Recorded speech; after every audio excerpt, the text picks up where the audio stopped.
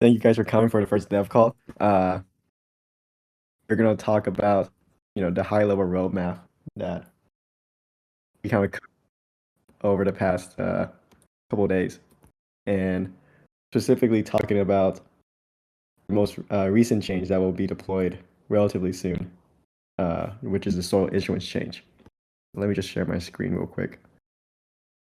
Maybe to not to interrupt you, Freeho, or Default Juice, but maybe just to briefly set the scene a little bit. A couple weeks ago, several of us, or all of us contributors, got together for a week and figured out, what the roadmap should look like over the next 6 to 9 months. And initially, we're sort of waiting on having an opportunity to clean this up, put it in a nice, pretty graphic, and share it with the community. And still intending to do that to some extent, but didn't want to let perfect be the enemy of the good. So to that end, some of these Notion cards here may be a little bit unintelligible, but feel free to ask questions and we'll talk through each of these. The other thing that wasn't quite prepared to record the video, unfortunately. So we'll take some screenshots and drop them in the chef's chat. But as people are talking, maybe just keep that in mind. Riho, I don't know if you're talking, but you've been muted for a couple minutes. I'm so sorry. I was muted. Can you hear me now? Yep. Yes. Great. Thank you, Austin. It's a lot here, so I think the best way is just, from the start. The first thing on this list, which has already been implemented, is Pinto, which is an ERC20 representation of the silo. To date, many DeFi protocols have not made ERC 1155 into many DeFi primitives, whether it be lending, derivatives, or the like. Pinto is a wrapped version of that, allowing composability in the silo. Shout out Nepto and Default Juice for leading the charge there. We've already integrated with Cream, which is the first lending protocol, hopefully one of many. And in the future, one thing that we want to do is deploy this on other, yield speculation or derivatives such as Spectra. Currently, me, Nat, and Default Juice are trying to determine the parameters of this pool. For reference, Spectra uses this curve pool in the back end. And, one thing that's interesting about Pinto is that due to its quality of being low volatility money and, not having a hard peg, we often find that these protocols that do, service these stablecoin protocols have very high stability parameters, and that we feel like induces great friction in our protocol. So, you can see that in our stable swap pool, which is, this AMM that's designed for very stable like assets. Oftentimes we have the lower stability parameter, often called the A parameter, very low. Ours is set to 1, which is, the Spectra guys to get a reasonable parameter given our volatility there. Sorry to interrupt, but could you just explain what Spectra is? I think Default Juice will be better suited to explain. And you want to come up and give a minute present on what Spectra is, Default? Yeah, sure. I mean, the TLDR it's a yield tokenization protocol, and what that means is that you take a yield-bearing asset, such as a Pinto, and you split it into two assets.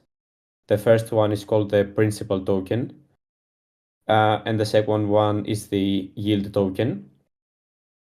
Now, when you hold the yield token, you're entitled to all the yield of the underlying token. So if you buy the yield token of Pinto, you're entitled directly to the silo yield that it generates.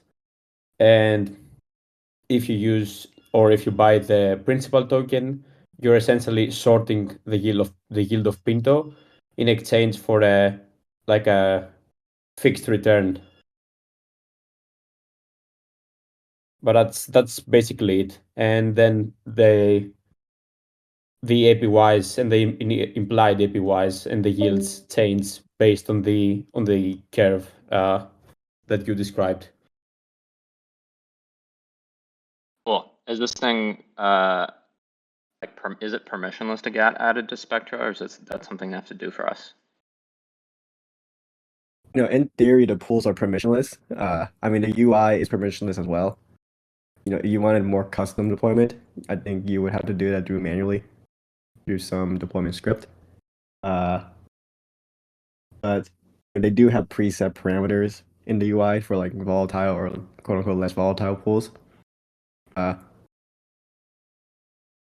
yes, the whole process is permissionless. Yeah, and just to note here that the architecture that the Pinto uses, which is in an ERC4626 vault, allows for like direct deployments directly from the Spectra UI. So the only blocker here is like the custom A parameter. No further integration effort required for this. Cool. Thanks for the info. Yeah, I mean, I'm finding that super interesting with Spectra just because, notably the yield on Pinto is pretty sporadic, more or less. You have these huge credit cycles and then very long, long stagnant periods. And allows participants to kind of take yield over a longer period of time. And it'll be interesting to see how this model works with Spectra because to date I feel like all the yield bearing stable coins or just assets on Spectra or on these protocols in general kind of have been one that gives consistent or somewhat consistent yield.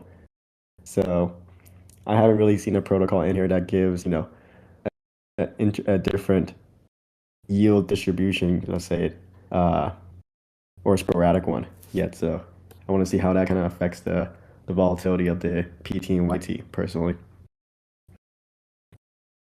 Yeah, and also a lot of yield-bearing stables also have a lot of correlation with the market. For example, the most popular yield-bearing stable, Athena's SUSD, gets yield primarily from funding rates, which are dependent on, the market sentiment. Whereas Pinto is like completely independent, offering uncorrelated returns. Or like not completely dependent, but to a lesser extent. Awesome. I would just say I would like to work with you guys to, whether it's in like the tweet threads where we announce this stuff or in the docs. I feel like we can make it a lot more obvious how to do these things. I feel like with Cream, even though we announced it, yeah, I feel like we left something on the table a little bit by not, or having a walkthrough of like what buttons to click, etc. I know Ryan personally showed me how to do it the other day, but not everyone has access to Ryan at all times. Yeah, I heard it was intense, like the process. You gotta sign like 4 transactions or something. Honestly, I mean, their website sucks, so I don't know what else to say about that. It's even more than that. I think it's like 4 or 5. Whoa.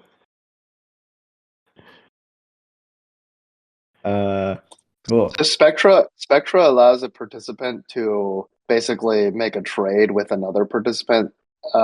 So I don't know if I'm understanding this correctly, but maybe one of you guys can help me understand that. Like 2 participants hold S Pinto, and one of them can trade upside on the yield in return for like some fixed rate.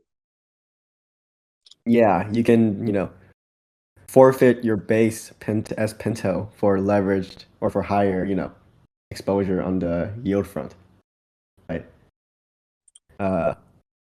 Simple example, let's say you have Spectra uses fixed rate, fixed termed deployments. So, let's say there's 2 participants with 1 S Pinto, and one person does not think Pinto's gonna perform or make a cycle or print, and one person does. Person A could give the yield to person B, and person B can give S Pinto, the 1 unit of Pinto, to person A at the end of the 6 months. That's like an effective trade. The person A is getting a fixed rate of 50% over the 6 months, and the other person is getting a variable yield. If the system prints massively, then the dude gets 2x exposure to the yield, but the downside is his entire principal if he's wrong. And Spectre kind of just like provides a market for that on a higher level and providing liquidity at the same time. I'm just curious, do you guys have things in mind as far as, integrations of this kind after, Cream and Spectra? Or is this more or less, thorough from your perspective in the near term? I feel like those two cover the main use cases in DeFi right now. Lending and borrowing and yield speculation are like the biggest things. So I think the next steps would be, especially like if we grow as a protocol, and TVL increases, we print, we get the attention of bigger protocols. So for example, from Spectra, we can go to Pendle, which is exactly the same thing, a yield tokenization protocol. And from Cream, we can go to Morpho, which is a more modular lending protocol. Yeah, I mean, one of the current downsides in Spectre, which we're working on, is that their PT, the principal token, to the yield-bearing token ratio or price, uses an oracle, and their oracle is currently not manipulation resistant. So because of that, lending protocols are very hesitant to whitelist or use their PT as collateral. What I've seen is that some protocols will integrate with one of these yield speculation protocols and allow people to use their PT as collateral.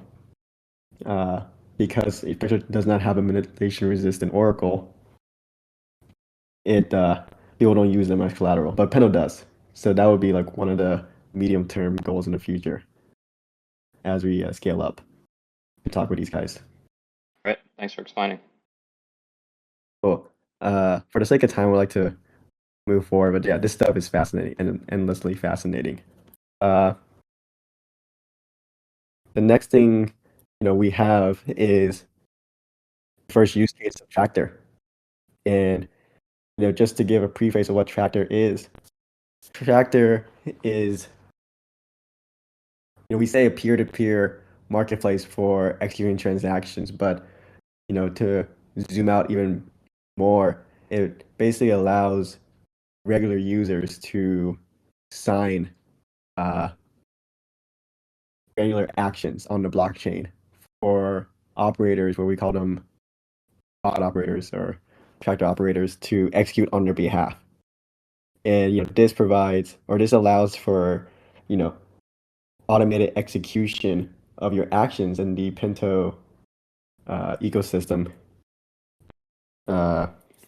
such as sewing or depositing or just various actions in the Pinto protocol for you.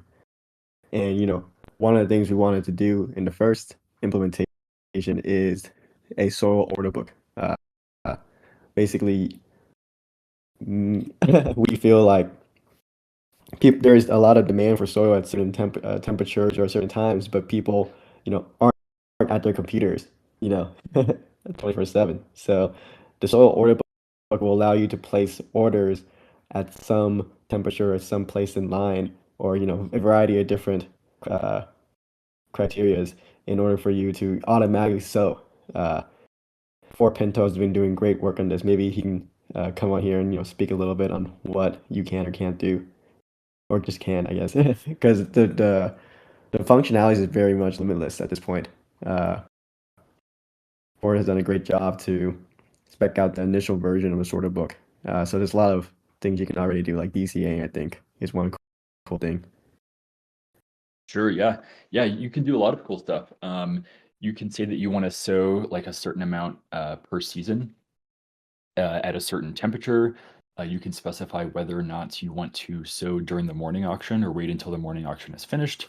You can specify whether or not you'd like to sow like towards the end of the season or towards the beginning of the season, or exactly how many minutes past, or how many seconds, I suppose, past the um, sunrise call you'd like to sow.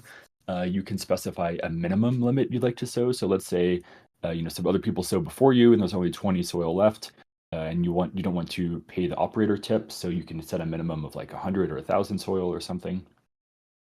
You can also set it up to say, let's say you wanted to sow like 1,000 soil, but you wanted to do that over 10 seasons. Then you could have it sow 100 soil per season. So you would kind of DCA into soil as the seasons go by. And yeah, I think that's the main stuff that you can do. And we're really looking forward to it because this should allow us to basically create a market for soil and to better understand, where at what temperatures there are demand for soil. And right now, there's not really any kind of bidding process because it's like, well, either someone bought all the soil or they didn't, or they bought some soil.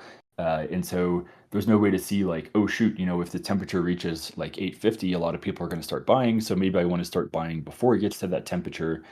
So by creating this kind of a little more transparency to the soil demand, the idea is that we can increase, the market efficiency for that in which soil is purchased. So we're really looking forward to how this plays out. And yeah, looking forward to it. What can you make the operator tip a function of? Or can it not be a function of things? It's only a static tip amount in Pinto right now. Oh yeah, and you can also specify like where you want your Pinto to come from. So, maybe you have deposited into multiple different LPs and you'd like to withdraw from the LP that has the lowest number of seeds, or the LP that at the time of sowing has the lowest Pinto price from it. And so you can also even, let's say you have $100 and multiple different LPs and you want to sow 500 soil in one clip. It can pull from all 5 of those at once in one transaction, and so it's pretty cool, pretty flexible in what it can do. I think we can get a full list published of all the capabilities in the Tractor channel soon, so take a look. Awesome. So if I wanted to sow from Pinto wheat, I could specify that both the amount to sow and the tip comes from that pool, for example. Yeah, so the tip will come from wherever your Pinto is getting pulled from as well. And we'll just pull out a little bit more in order to cover the tip amount. Makes sense to me. That's great. The feature I'm most excited about is DCA for sure. I mean, just having the ability to set an order instead of being on my screen, is amazing. And having the ability to DCA over multiple seasons, if I think, as a actor, if I feel like the trend for temperature is going to go up, I'd much rather DCA than not,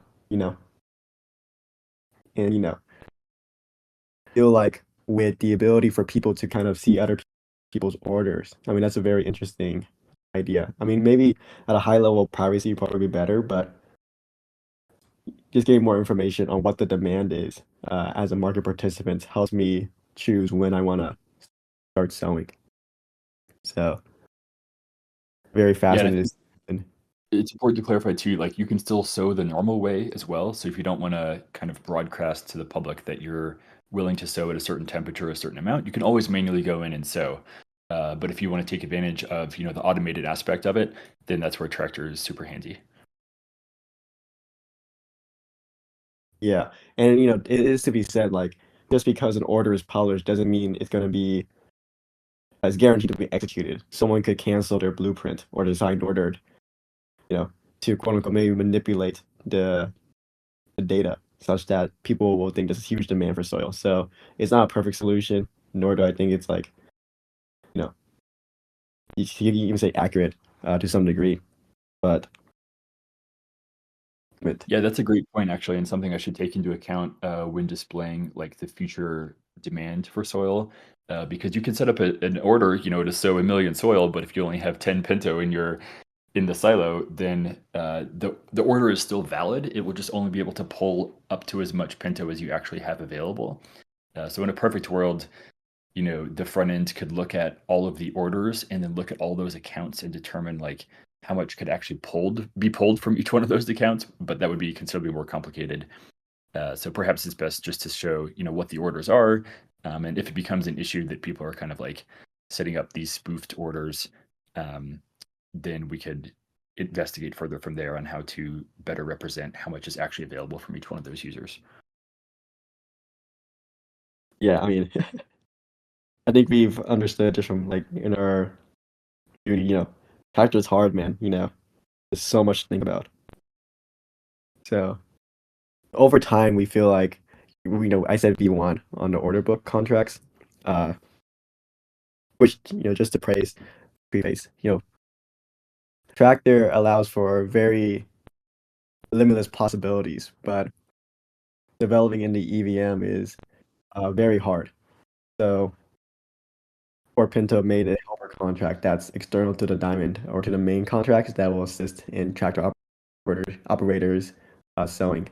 But currently it's a V1, and I think we learned that as the best thing is just to get something out, V1 or MVP, and then get more data on what people are actually going to do with this helper contract. And after that, we can create a more fleshed out version in the future.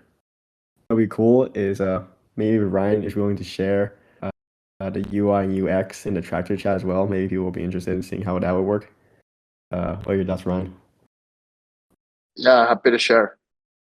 Amazing. Cool.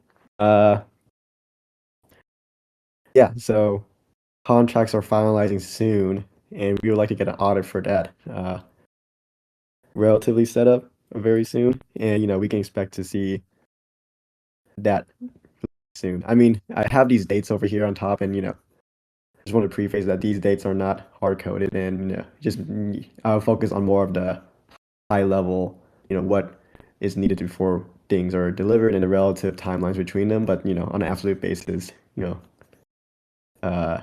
guarantees. Great.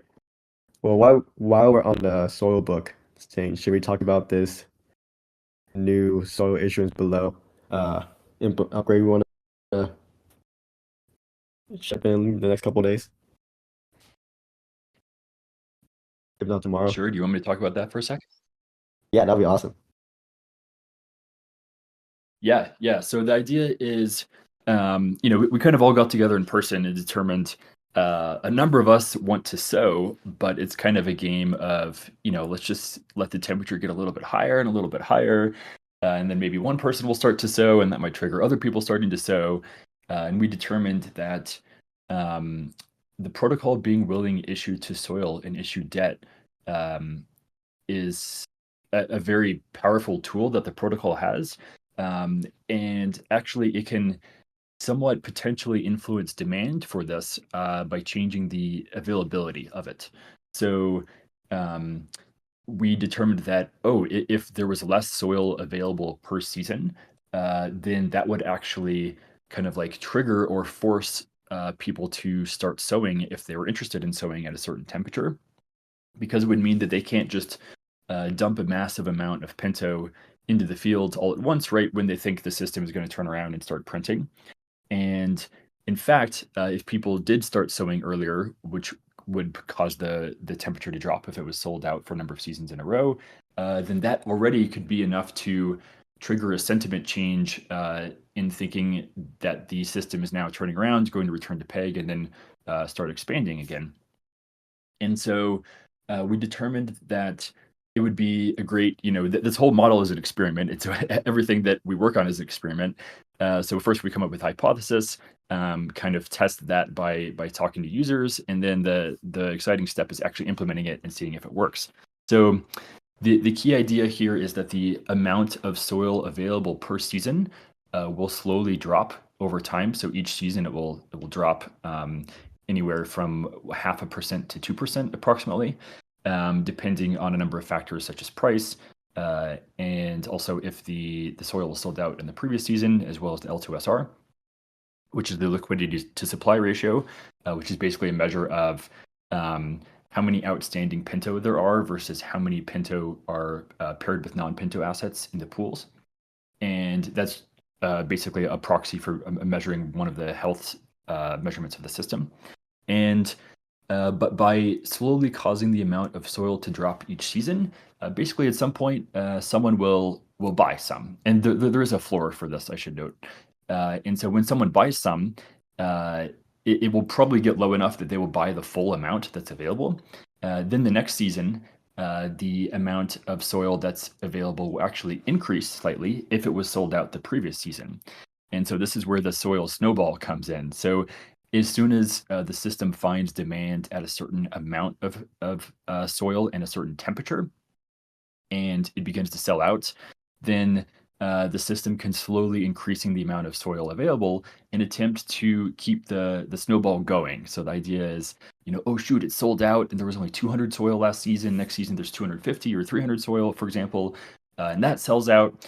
And then this combined with tractor means that the system will be hopefully at a certain point continuously selling out a number of seasons in a row, which will not only cause the temperature to drop, but also the sowing itself. Some of those Pinto that are sown are going to have to come from, people. They will have to be purchased from the market, or people will convert up, which is basically taking half of your LP and buying more Pinto with that. And even if it's just pulling pure Pinto out of the silo, it's still reducing the overall supply, which is the idea that the supply is reduced such that eventually the system returns back to peg. And so this is kind of the key idea, is that the high amount of availability right now, it makes it less interesting. But we've noted that when the price of Pinto returns to target, then the soil is sold out more often because it's suddenly not available. And so experimenting with the availability of this debt instrument is potentially a great new lever that we have in order to encourage or kind of be that initial spark for lighting the fire of people buying more and more soil. So we're super excited to see what this does. I would say, it's great that we can announce this to the general public and say, hey, the amount of soil is going to drop tomorrow, like Wednesday. And so if you are thinking about buying a bunch of soil, then you might as well do that now, because the rules are still the same that they were before. Or if you want to as well, you can wait until the system changes and we can get some data on how the snowball works in action. So just a little bit of an alpha drop there. Looking forward to seeing how it works, and happy to answer any questions about it. Thank you, Ford Pinto. I'm looking at the last season's message in the bot channel and seeing that, delta B, the time-weighted average delta P, was about negative 420K.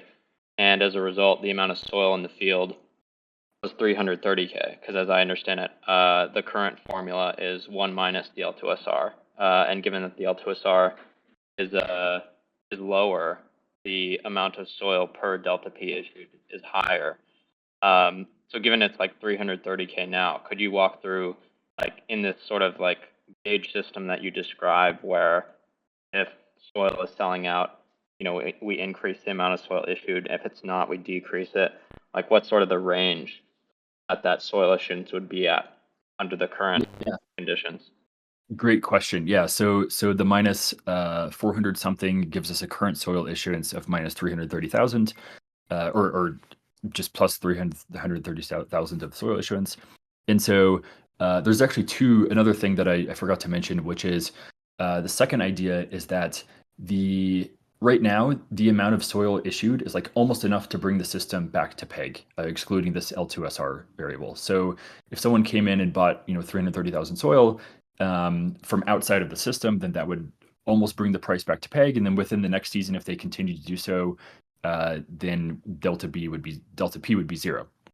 So one of the factors of this is a variable has been added to spread out the availability of this soil over a number of hours. And so that initial variable is going to be 24. So this 330,000 divided by 24 gives us 13,750 that would be available each hour. And then on top of that, there's another variable called the cultivation factor. And so the cultivation factor is going to start at 50%, which means that as soon as this is deployed, the amount of available soil is going to be that 13,750 times 0.5, which gives us 6,875. And then at the end of that season, or at the beginning of the next season, rather, it will look back and say, all right, did the soil sell out or did it not sell out? And if it did sell out, then it will slightly increase the availability of the soil. Increases it anywhere from 0.5% to 2% based on the L2SR and the price. But basically, keep things easy, it'll increase approximately 1%, let's say. So then, the next season we'd have 7,000 soil. The next season after that, 7,150, 7,300 almost. So the amount of available soil would be slowly increasing if it continues to sell out. However, if no one buys the soil, then it would drop. So it would drop down to a low of 1% of that 330,000 divided by 24, which would be a low, let's say the conditions stay the same as they are now. That would drop down to a minimum soil availability of only 137. So at 137, I can tell you that I would definitely buy the soil out because it's very limited. And I think a number of other people on the call might as well. And so that would actually trigger a kind of, a little bit of a snowball because people would say like, oh, shoot, there's only 137 available. The next season, there's only going to be 275 if that sells out. And the act of that selling out, causes the temperature to drop. It just shows that there is demand for soil at that temperature. And sometimes when people see that there's demand, then other people see like, oh, that, I'm also willing to buy if other people are willing to buy. You kind of get people hopping on the train, as it were. And so that's kind of what we're looking at. So right now, the range would be anywhere from 137 as a min up to 13,750 as a high. And I should note that, as the soil is selling out, some of those Pinto that are getting sown are likely going to be purchased off the open market, which will therefore, drive the price of Pinto up, which will therefore decrease the delta B. And so, overall being like a greater prospective outlook of the system returning back to target, which also in itself can either increase the amount of demand for soil or the demand at a lower temperature, which are both good for the system. So yeah, we're super excited to see how this plays out. Does that answer your question? It does. Thank you. It did a lot more to answer your question. It gave a whole. I love it. Thank you, Ford. Yeah, no problem. Yeah, I'm super excited. I mean, there are times where the system just sows, like, or a participant sows 100,000 Pinto, and nothing happens. Like 100,000 at this supply is I think at least around 1% at this point. And the way I kind of see this is that it gives a huge a higher impact or increases the impact that a marginal sow has on another sower, right? There are many people. What we kind of see right now in the field is that everyone's just waiting for the temperature to rise. Like even though there are people in the system that say, yeah, this is a reasonable temperature to sow at, but the whole point of FIFO nature is that we want people to sow once they feel like it's at their target temperature.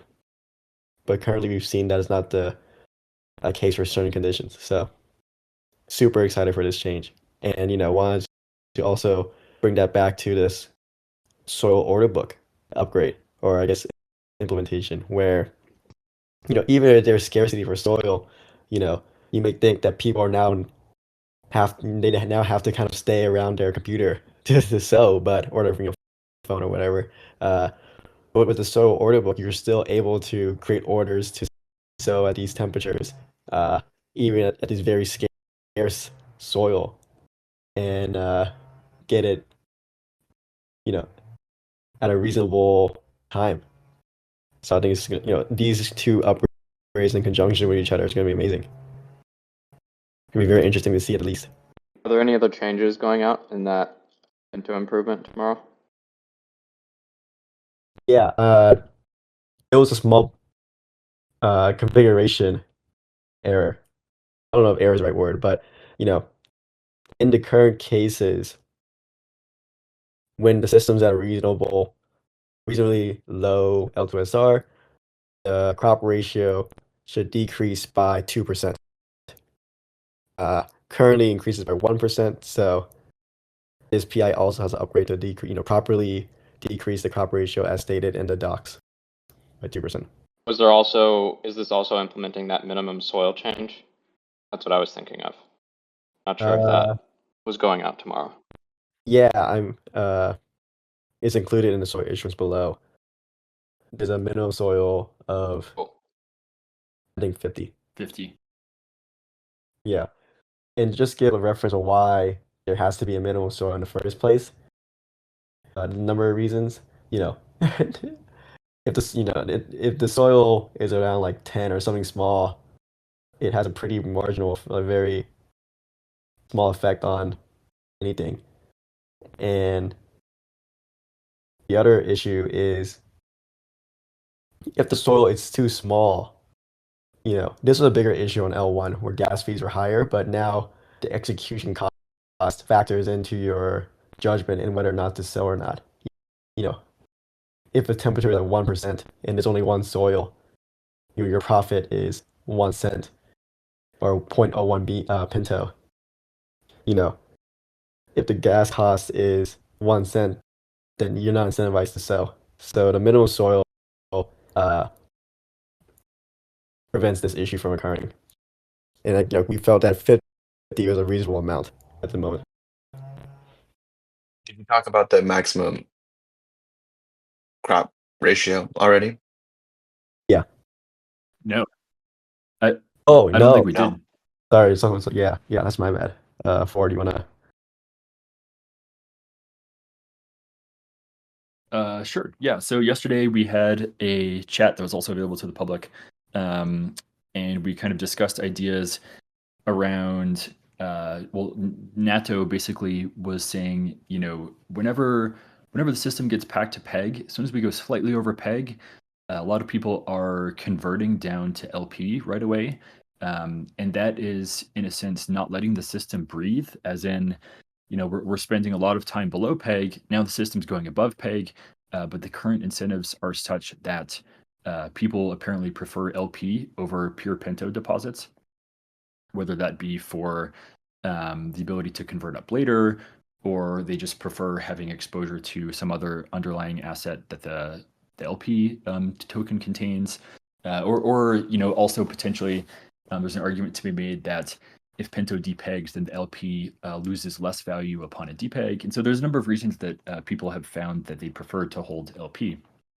And what that what that results in is that whenever there is increased demand, basically this gets absorbed immediately, and there's no benefit to the existing holders to the point where you can make an argument where everyone's incentives are to convert down the second that it goes above peg, such that we need to kind of blow through all the existing pure Pinto deposits, allow them to convert down before the system can actually start to expand in terms of supply of Pinto. And that potentially makes the entire system less attractive, knowing that there's X amount of demand. You can almost think of it as like sale pressure before the system can start to grow. And so NATO's idea was basically, when we return back to peg, let the system breathe a little bit. So the people who want to convert down, of course, you can always convert with generalized convert just at the stock penalty. And of course, you're also always welcome to withdraw your pure Pinto and then deposit that into LP as well, which is essentially the same as the generalized convert where you lose your grown stock. And of course, you're also able to exit the system at any time too. But many people who have been converting are long-term holders, want to retain their grown stock. And by having like a 24-hour period where there would be, a potentially higher penalty at the beginning of the 24 hours, going down to zero penalty at the end of the 24 hours, would basically give the system a little chance to breathe and let it expand a little bit, which can potentially spur more demand as people see that the system is again expanding. And so one of the ideas where there was this, this conversion penalty where if you convert down as soon as we cross peg and it's been less than 24 hours, then you'll lose a large percentage of your grown stock. The second idea was, well, perhaps the incentives for holding pure Pinto versus holding LP need to be looked at again. So right now, the maximum number of seeds that Pinto will kind of grow to will be the same as the highest LP token. So effectively what that means is as soon as there's one season of minting, then the crop ratio, so maybe I should explain what the crop ratio is. So, if you go to the silo page, you can see that there's a number of different seeds for each different LP token, ranging from, I think, approximately 2.5 to maybe 3.8 or something, if I recall correctly. And the system will adjust the amount of LP seeds that they get relative to each other. And also separately, it will look at the amount of seeds that Pure Pinto has and will adjust that primarily based on whether or not the system has been over or under peg in the last several seasons. So if the system is over peg, then it will drop down the number of seeds to Pure Pinto, which will effectively encourage people to convert down, which is selling Pinto into LP. Or if the system has been under target, then it will increase the amount of seeds for Pure Pinto deposits so that it encourages people holding LP tokens to convert up to Pure Pinto, which pulls the price back up.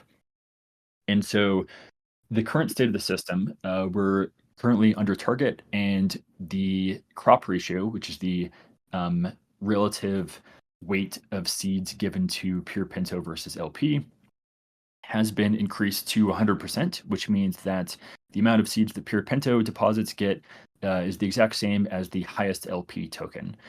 So there was a proposal to increase that beyond 100%, which will basically incentivize those in the silo to convert, to have a stronger incentive to convert up to Pure Pinto, which will also pull the system back up to peg, so that it's higher than any of the existing LP tokens. So that number that we settled on was 150%. So that basically means that you'll have 50% more seeds at the highest point for holding Pure Pinto as opposed to the highest LP token. So effectively what that means, if the system also does start going over target and start minting for a number of seasons, then it will take time for that crop ratio to drop back down such that the system incentivizes holding LP over Pure Pinto. And I guess that would be dropping at 1% per season, if I recall correctly, and the crop ratio would have to get back down to 67% in order to be equal to the highest LP. So approximately 33 seasons or 33 hours over peg would then, the incentives would flip back to encouraging people to dump their Pinto in order to convert down to LP. So this is a pretty big lever that the system has, and there are potential risks for it because the system is now saying it's preferring to have just Pure Pinto deposits more than the LP deposits. But the LP deposits, actually determine the price of the system and also the overall liquidity of the token itself. And any token that's not very liquid is not very useful. And so there are some potential trade-offs here. So excited to see what happens. My personal belief is that if we do allow the system to breathe a little bit, and people see that now the system is minting again, that encourages people who are sitting on the sidelines to get back in, which also increases the size of the system, and potentially is enough to trigger another growth cycle. And during that growth cycle, a number of seeds allocated to Pure Pinto would drop all the way back down to the bottom, which would encourage all those people to convert back the other way, which increases the L2SR, which is great for the long run health of the system. So it's really about setting up the conditions to trigger this reversal of going from under target to over target. And so yeah, I'm excited to see what happens. And that change is also going out on Wednesday. So looking forward to it. Yeah, thank you for it. I mean, something interesting I was just thinking about is that, currently the scale between the crop ratios is linear. Before it was a minimum of 50% and a max of 100%. So the crop ratio would change at max 0.5%. And now that the range has been upgraded to 150%, the change is now 1%, is linear. Perhaps a better implementation or a different implementation would be to have like some kink in the middle at 100%, such that the rate of change is different between the two. Like, we can keep the change from 50% to 100% at a static 0.5, and then thereafter, we slow it down or something, just because, like you said, this is new territory where we're not sure how the system works when all LPs, OCs are lower than Pinto. Just want to put it out there as a thought. Interesting. Yeah, I like that idea. I do think it's a good idea. Yeah, excellent. There was also this idea too of, why cap it? Why cap it at 150% or 100%? Should the market decide? But then, there's that unknown of like how much is too much. But if there was some function that, slowly increased it, but in a diminishing way over time, it could still potentially be uncapped. But then also the system would want to drop it back quickly too once it returns over peg, as it would want to eliminate that extra overhang of supply as efficiently as it can. So yeah, super interesting idea. I think there's a lot more that can be done here. Yeah. One of the upgrades we added in this next PI as well is this concept of generalized gauges over here, Gen Gauge.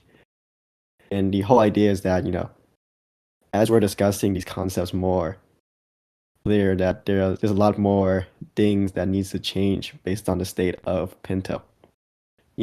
At a high level, there's only really a number of variables that changes from season to season. And as we discuss more and more, it's obvious that we need the ability to add more parameters. Like, for example, this cultivation factor that Ford just talked about, that is a quote unquote gauge parameter that changes based on season. The crop ratio is one that changes, but at the moment, it's not very composable or very changeable. And, this just decreases or increases the friction in development. So, Gen Gauge is kind of like the framework in which, in the future, we hope all upgrades will kind of use, such that development can be much quicker and more safer as a result. So super excited. I mean, it is limitless what we can do on this thing, So very cool to see. Yeah. I just saw a question from someone in the chef's chat from Pinto Pirate. They mentioned, with the crop ratio change to 150% max, will Pinto seeds increase, or will all other seeds decrease? So great question. It ends up being kind of a combination of the two. So I looked at what the actual resulting seeds would be after this change, and I posted that in the development channel. And so under the 150% one, the pure Pinto seeds would increase from approximately 3.4 to 3.8 seeds. And then on the downside, the one that decreases the most would be Pinto USDC. It would drop by 0.87 seeds to 2.55. And then the lowest one would end up at only 1.11 seeds. So basically the system kind of distributes the seeds in such a way that the range is wider, but the overall average seed amount stays the same. I believe it's 3.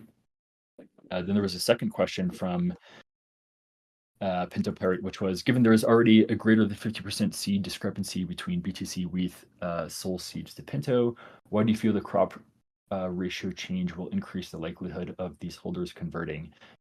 So I think it will, because a lot of people that are in the silo are what they describe as stock maxis. So people who are trying to get the largest amount of stock, because the more stock you have, then you get a greater percentage of the supply expansion, aka the prints, when the system starts expanding.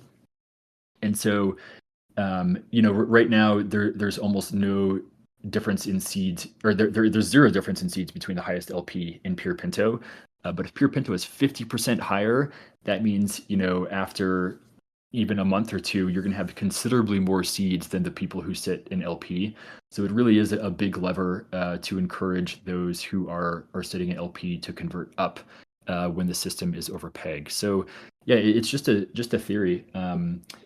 But we're going to put that into practice. But yeah, Pinto Pirate, would love to hear if you think otherwise, if it's not enough, or if it's not, not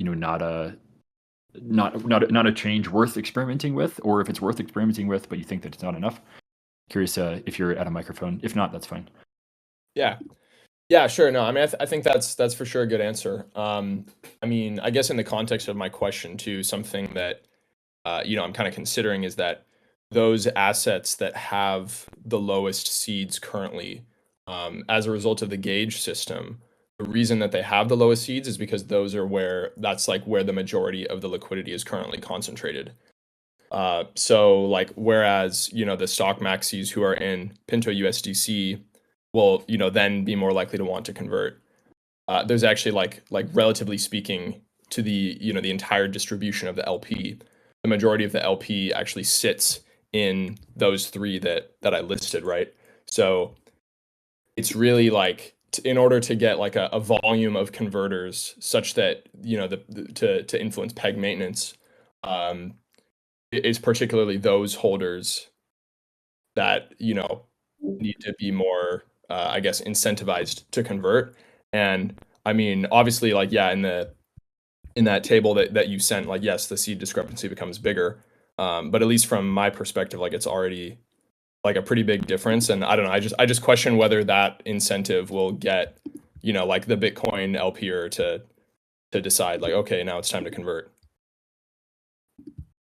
Yeah, unclear. Hard for me to say because I'm someone who already converted up some time ago, but those who are still in LP, I guess we'd have to hear from them. But the only way to, find out for sure is actually let the experiment run. So looking forward to it.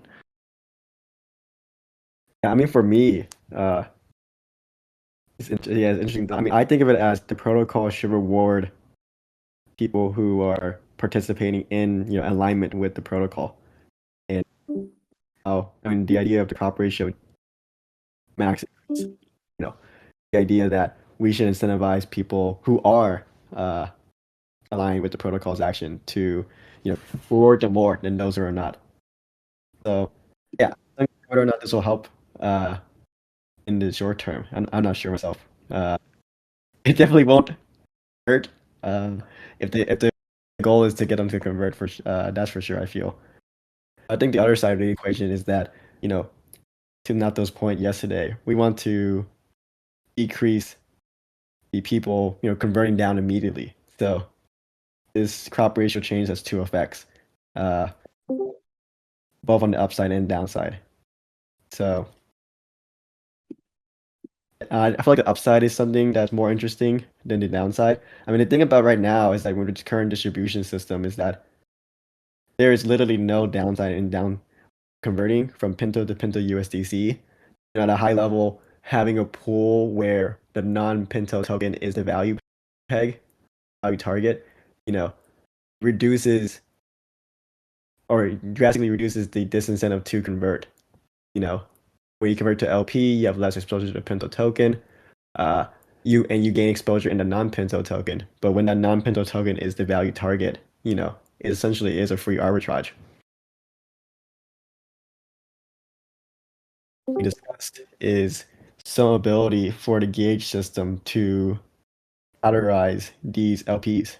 Like clearly, we have a category of stable, non-volatile assets with USDC, and then a category of not very volatile or somewhat volatile assets ranging from ETC to Sol.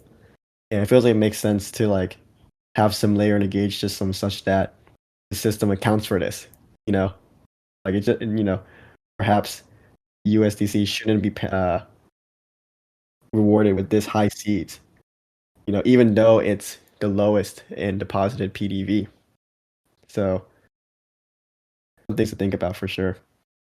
Pinto Pirate just said that, when the system starts minting, it would take many seasons of minting prior to the crop ratio dropping below 100%. I think it's fine to be above 100% for a few seasons, but it should decrease faster when above 100%.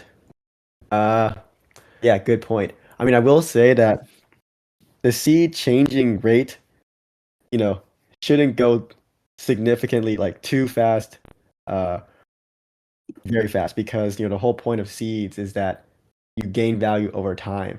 So if a participant feels like their seeds are decreasing so fast, like if I'm gonna stay in Pinto because I want the most seeds, but it's gonna decrease to to the LP in less than 10 seasons or 5 seasons or something, my value to convert is diminished, if that makes sense, right? So it does, need to manifest over some time for people to actually convert, from my perspective. We've allocated our time to 12 to an hour, and it has been an hour. But I'm happy to keep going if people are willing to chat. I mean, I have a call in about 20 minutes, so that's the longest I could stay in here, but I'm happy to chat until then. I have to run.